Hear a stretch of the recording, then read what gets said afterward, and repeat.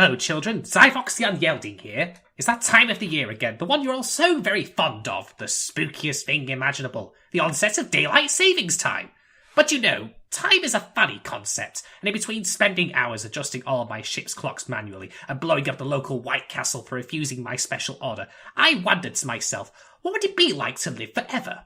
After all, a galaxy-famous tyrant like me always leaves a mark, but ruling until the end of time? That sounds like the perfect way to ensure my grip on the cosmos, and also to finally witness the completion of the Berserk manga.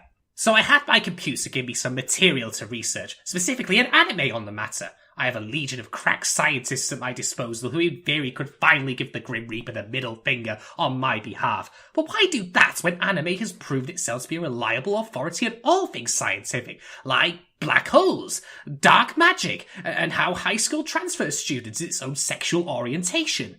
Thus, my computer recommended me Rin, Daughters of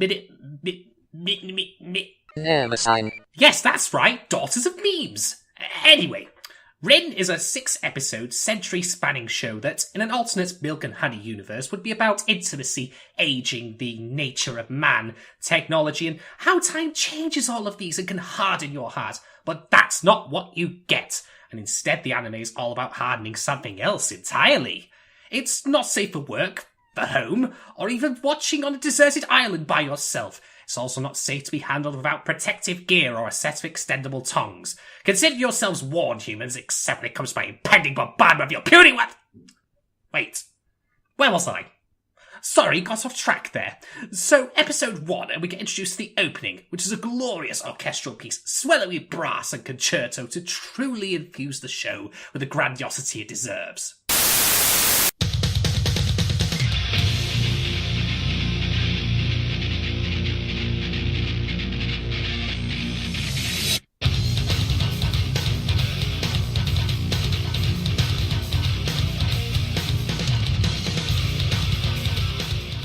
Sounds delightful, no? So our episode opens in 1990 with a naked woman with green hair and impossibly styled bangs being pursued across a rooftop by some nameless assassin, who then guns her down and kicks her down to street level.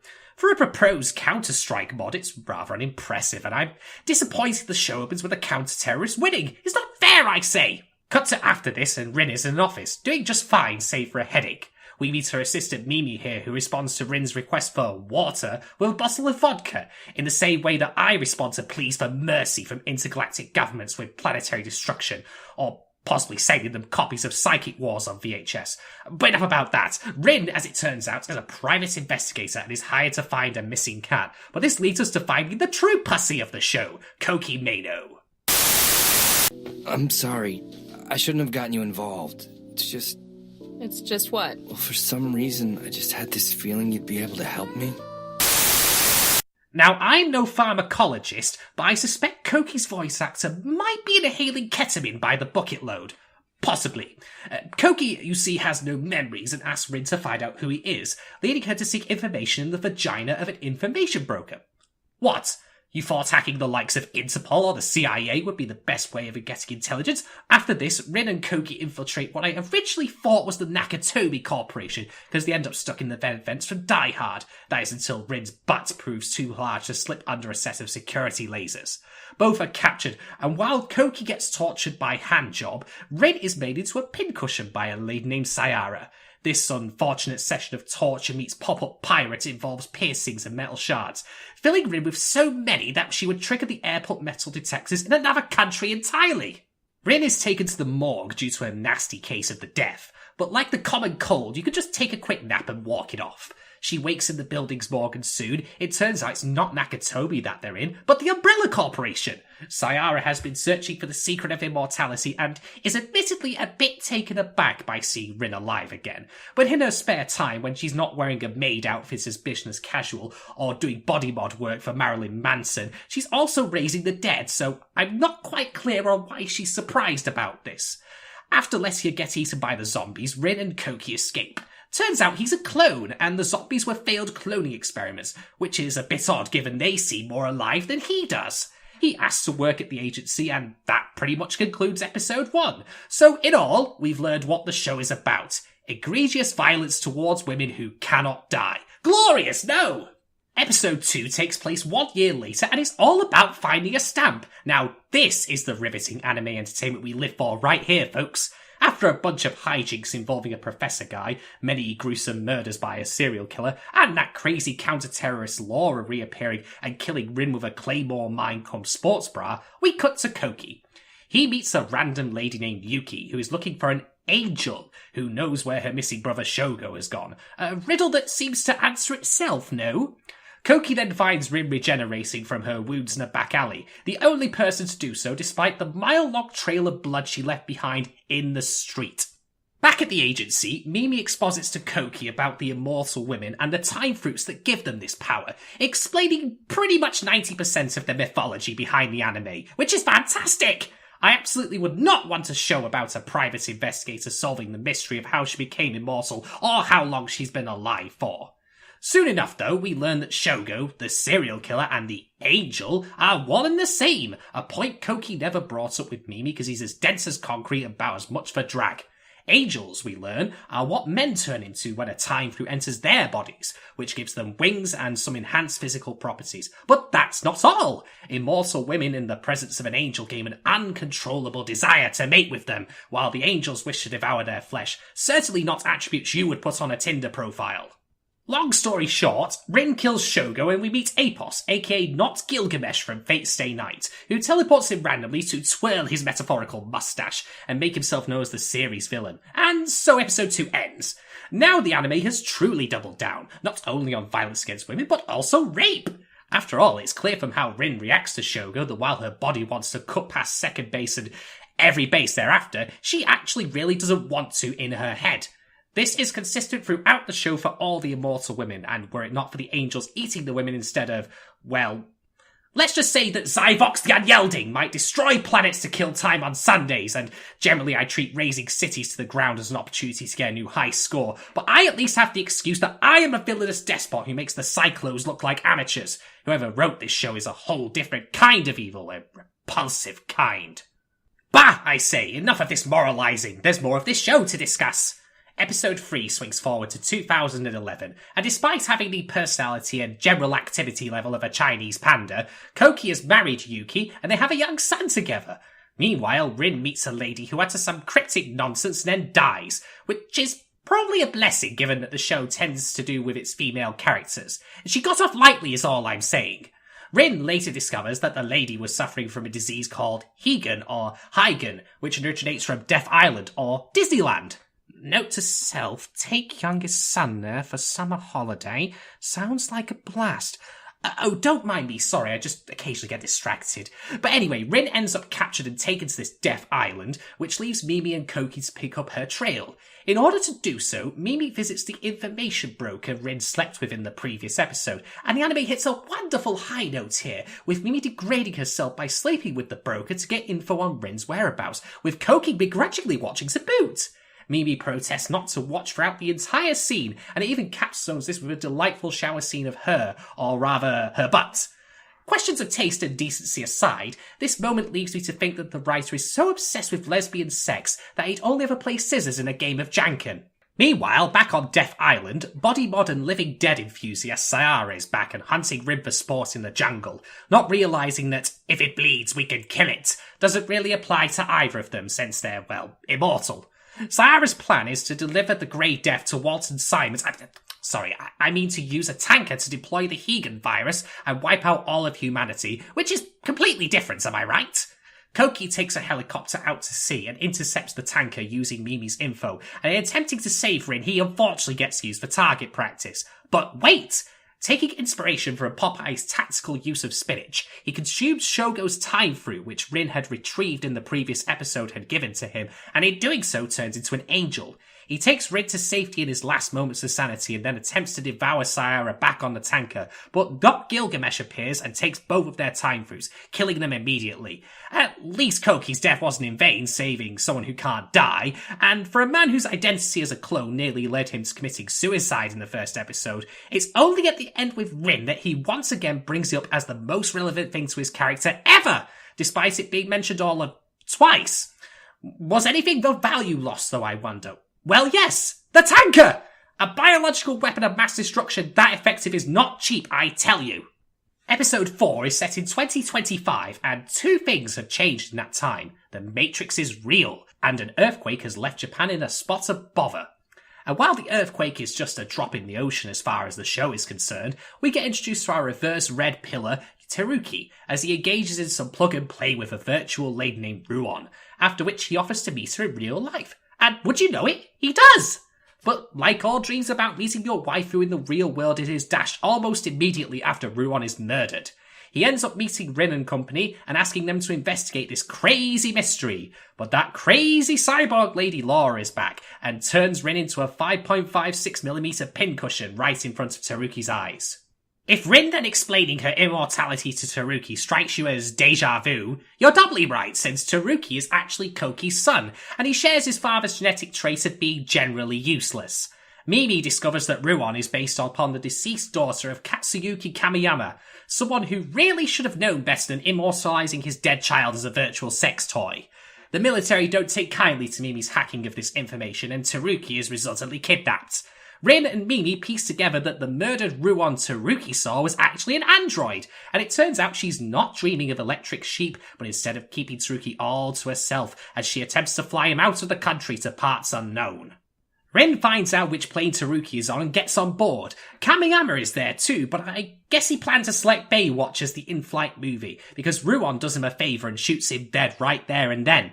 Rin rescues Teruki and a fight breaks out between her and Ruon. An immortal woman and a terrible Dorothy Hayes knockoff. Who wins? Well, the answer is jet engine! After pushing Teruki out of the plane with a parachute, but not imitating true anime greatness by shooting him in freefall, the scuffle between Rin and Ruon ends up with them being sucked into one of the jet engines and turned into strawberry jam. Delicious! And with that, episode 4 closes out with Mimi leaving, Teruki finding Rin's office bulldozed to the ground, and the audience still clueless on how this connects to the wider plot. Episode 5 is set in 2055, and the digital and real worlds are now seamless, so you can download things like clothes, food, but sadly not a rebooted version of this show that's actually halfway decent. Rin is alive, but she has amnesia, Mimi is a nun, and Teruki is a successful businessman, the 1-2-3 punch of great leaps this show takes. Not Gilgamesh is also still skulking around, having disguised Laura as Rin to hunt immortals for their time fruits because he's too goddamn lazy to do it for himself, and is also presumably awaiting the next Holy Grail war to start. Teruki now has a daughter, Michio, who is introduced in her underwear and yet somehow retains the most dignity of any character in this show. Rin's boss is murdered by Laura, which catches Michio's attention, and she starts to quote Sherlock Holmes, thus ensuring between this show and Stephen Moffat that Arthur Conan Doyle's corpse will forever barrel roll in his grave. Michio and some clueless Burke friend of hers follow Rin to a restaurant where she is proposed to by someone who vaguely looks like a cross between Count Dracula and Tony Stark.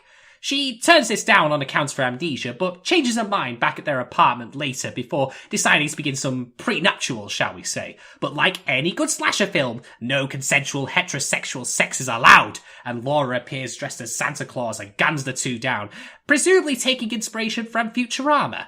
Rin revives with her memories restored and escapes with a watching Michio, and they then meet Teruki again, after which they travel to Mimi's nannery, which was earlier featured as the scene of an orgy between Mimi and other immortal women. Absolutely disgraceful behaviour, I say, since Mimi is wearing the garb of a Christian nun but is supposedly in a Buddhist temple. Utterly implausible. However, Mimi's nunnery has already been attacked by Laura and a group of angels, with Rin and Michio arriving too late to ensure they both also died in the onslaught. Curses! After dispatching the angels, Rin goes outside to find Mimi tied to a rock and being raped by not Gilgamesh. Look, Zyvox The Unyielding destroys planets, enslaves thousands, and is ranked only second on Time magazine's Worst Heads of State 2017, but even Zyvox finds this behaviour repugnant. Not just not Gilgamesh's, but that of the show's creators. Why is this rape scene here? What purpose does it serve? If it's to make not Gilgamesh come across as the villain and someone we should dislike, it's rather lazy and redundant. True villainy is creative, like the time I murdered my third uncle to remove him from succession to the throne by bombing him with giant cans of Raid.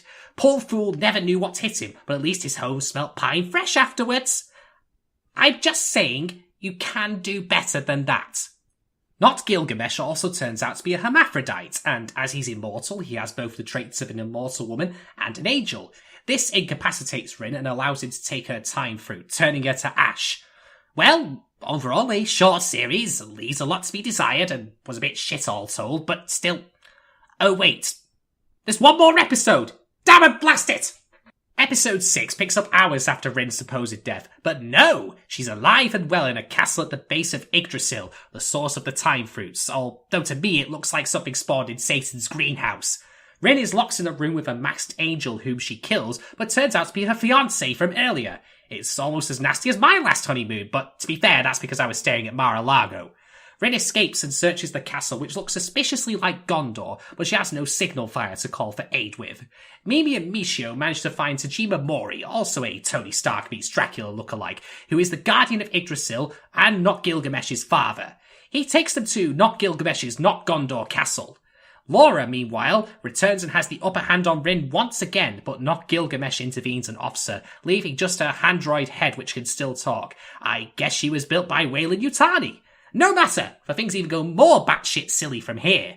Turns out Tajima Mori is Rin's millennia-old flame, and after some fast-forwarded inner monologue to tell rather than show their eternal relationship, the two get horizontal. Not Gilgamesh doesn't take kindly to this though and commits some patricide, finally revealing a common ground between myself and him. Turns out not Gilgamesh wants to consume Rin's time fruit to absorb her centuries worth of memories, having been cultivating it over the course of the show, and in order to do so he plans to push her into Yggdrasil itself to be absorbed into it, although he might be better off checking her MySpace page.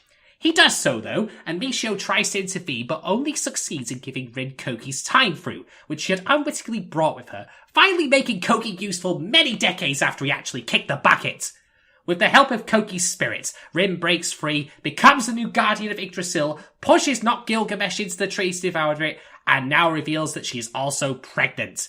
The anime closes with the trio discussing the future, along with the scariest thing of all, Rin's incredibly ugly baby.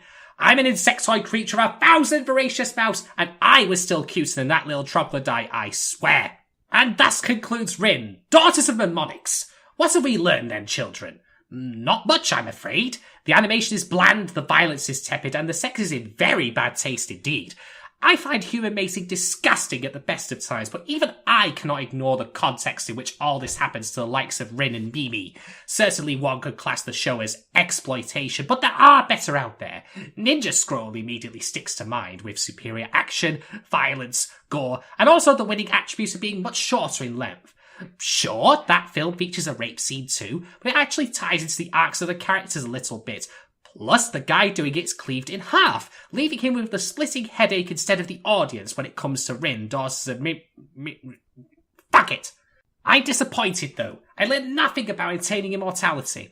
I suppose I'll have to watch Highlander next then, if only for Sean Connery's silky smooth voice. But since it's Halloween, I suppose I'll settle for true horror. Computer! Fire up the grand pain inducer and strap me in tight. Lord Zyvox, you do realize that the last time you used the DPI that you ended up in a coma for 5 weeks and lost 30% of your brain mass?